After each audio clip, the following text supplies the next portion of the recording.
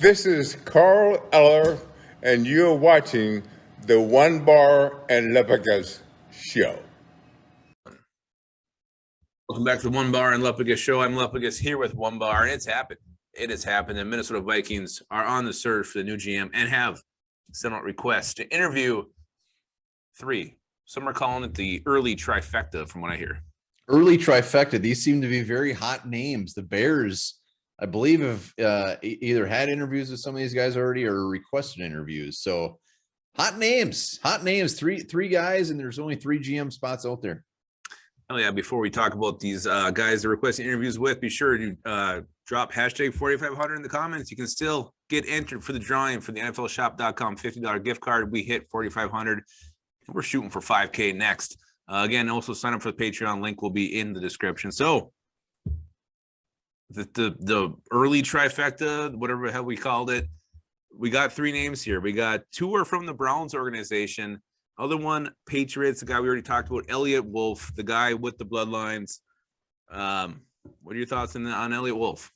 Oh, Elliott Wolf, we talked about him. You know, he's Ron Wolf's boy, the Packers GM of yesteryear, if I say that right. He spent a lot of time. He's a lot of time as a scout, which I absolutely love. He's with the Patriots this past year. He's their Patriots player personnel.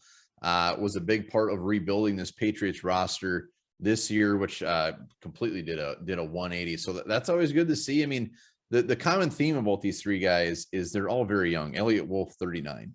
And we look with the Patriots. They do it through the draft, and they also have some key free agent signings. It's not just one or the other. It's a nice mix. You look at some of the hits he's just had. You know, Damian Harris a couple years ago, Ramondre Stevenson, obviously Mac Jones.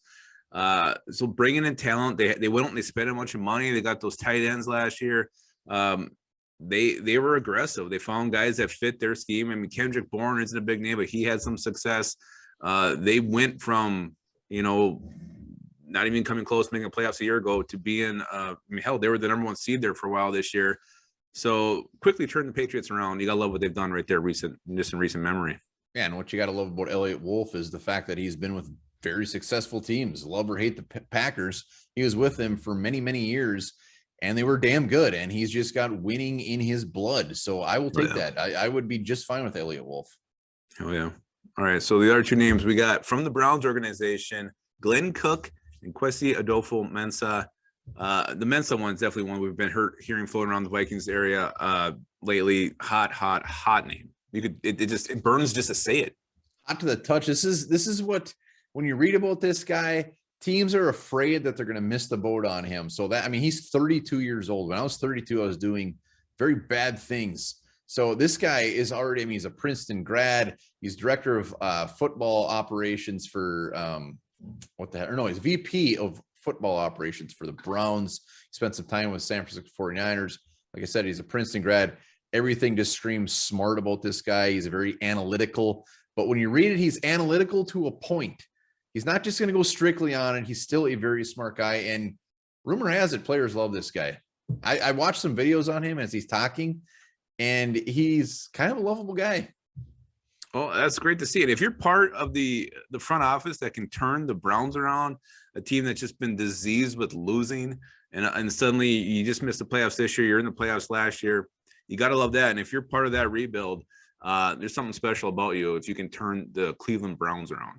Yeah, there's no doubt about it. Of all the GM candidates, even not just this year, but even previous years, he is the home run type guy. He could be a guy that just in 10 years from now, 5 years from now, everyone's like, holy shit, did they get a steal with this guy? They got a gift. Let's hope so. He can turn out to be dog shit. He's never done it before. We don't know. God. Well, the fact you say he's so analytical concerns me a little bit. I hope he's not too based on the numbers. Analytical to a point. Okay. All right. What do you know anything about Glenn Cook? Glenn Cook, out of all 3 of these guys, he's definitely the name I'm not most familiar with, but also he's also had a lot of interviews. He's interviewed with the Bears as well. So vice president of player personnel for the Browns. He's been with the Browns last 6 years. He's looked at as one of the top talent evaluators. He was a scout for the Colts. Again, the Packers seems to be a common theme there. Also, he was drafted by the Cubs, and he played fall ball for them, and he batted at $167. Might be a great GM. Yeah, he Horrible would. hitter. Yeah, the Bears, I think they've interviewed everybody, so I'm surprised they haven't given us a call at this point. Bears are casting their search wide and far. So Glenn Cook, again, part of the Browns, the rebuild. You help this cursed organization, this organization that hasn't won, season without a win, and you get them to relevancy. That says a lot. If Glenn Cook's a part of that, just like this Mensa character, then hey, I'm on board for either one. I think another thing you got to factor in is here.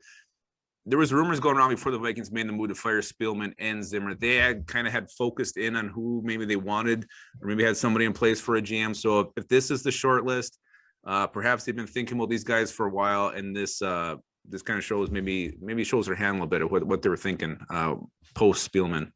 Well, and also they're not messing around. I mean, they see that these guys are getting interviews. They need to get these guys in, even if they weren't on top of their list.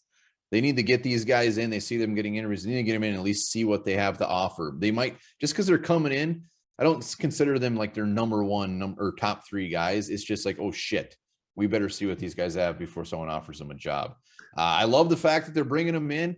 A couple names that Ed Dodds has been a very popular name. I haven't seen anything about him for the Vikings. Mike Berganzi, somebody who I assume by this point, I think it's just me who likes him. I haven't seen him roaming around the Vikings, but we'll just see what happens. But I'm glad that they're bringing these three guys in. Yeah, and I think you got to get your GM first. I know I keep harping on this, but get the guy in there, have him fully involved in the coaching search. First. You got to have that guy in place. Don't start interviewing coaches. Don't start making moves. Don't have the coach in place for the GM. It's just gonna make things awkward and weird. The GM needs to be in charge of hiring the coach, and if it's one of these guys, great. I like everything I've heard about everyone so far, and we'll see. And there's going to be more interviews, but maybe one of them knocks the Vikings socks off, knocks the Wolves socks off, and we'll get some news. We'll be doing another video real soon. Yeah, and these guys have been in part of some very, very good drafts for the teams they've been involved with, which gets me very excited. But I like the fact they're going with the youth route. I mean, that's kind of their only option. It's not like there's some of these old, crusty GMs out there. I mean, Dimitrov, those guys, but I like the young route. We're in for a change, and I'm all buckled up for it.